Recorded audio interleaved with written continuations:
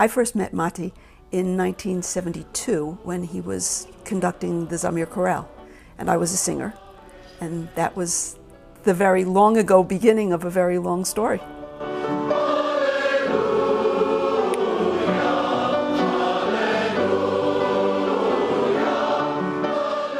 Camp Ramah was really the start of my great love affair with Jewish music and Israeli music, and I have to admit a crush on the music teacher in camp who was singing in Zamir at the time. So that was my double introduction to Jewish music and to the Zamir Choral. As a matter of fact, I decided to go to college in New York because I wanted to sing in Zamir. So I guess meeting Matti was inevitable.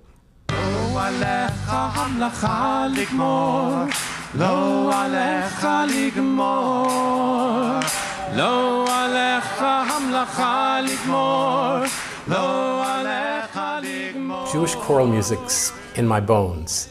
I was a choral singer in high school. I grew up in a synagogue and sang in the choir every Shabbat morning. Through college, I sang in an a cappella group and formed a Jewish a cappella group.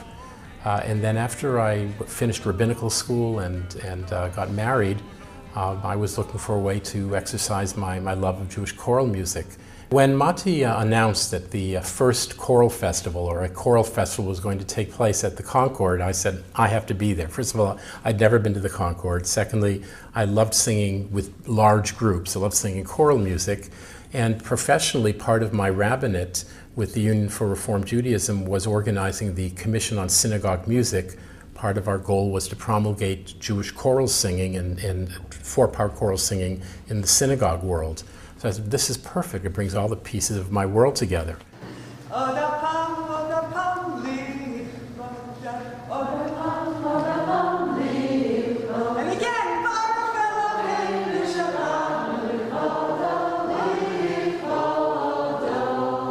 The first festival was exciting.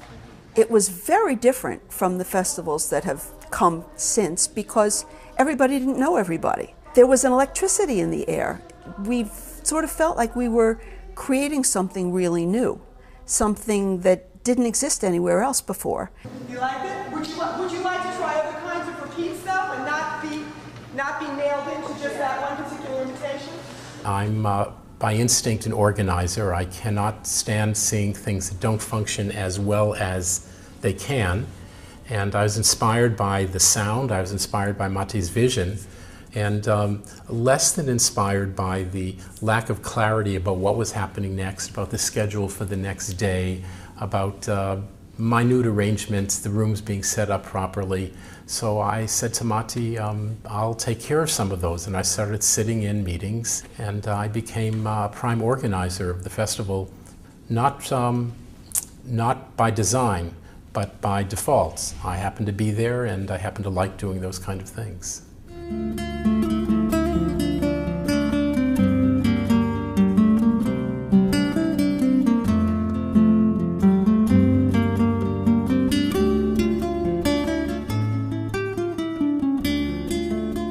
The Choral Festival has closed a number of hotels. We were the last festival, I think, that was at the Concord before it went on to another life. And we were at the Nevele for a while. We grew beyond the Nevele. We incorporated ourselves into the Falls View. Each hotel had this unique, strange piece. Think about the Concord with all of its Greek names, the Doric Room, the Ionic Room. Their sense they're part of some fantasy world of Jews living in Greece. We did our sings every morning in an outdoor ice skating rink overlooking the mountains. This is where the Jews created their brigadoons every year for people who went to the mountains, and we were doing the same for a musical community. You know, first the Concord leaked, and then the Nevele leaked. All of the hotels that we've been at have been not in their prime moments, but we've raised the level of the hotel by bringing the Choral Festival to it. The last morning of one of our festivals at the Nevele, and we came in and there was a bathtub in the big performance room that had fallen through the ceiling from the floor above. One of my most fond memories is of our bar mitzvah celebration. And of course, a highlight of every festival is the singing of the Lewandowski Hallelujah. Well, as part of our bar mitzvah celebration, we had everyone sing the Lewandowski Hallelujah, but with kazoos. It's like Donald Duck sings Hallelujah and other great hits. I think it was our first summer at the Hudson Valley, and there was a blackout.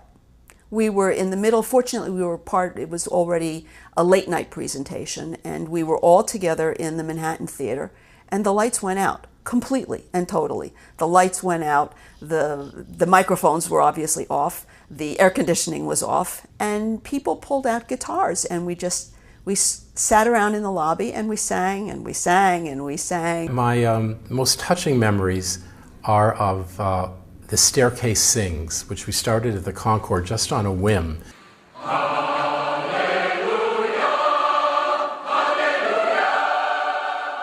Because there was this wonderful staircase and balcony around the main lobby.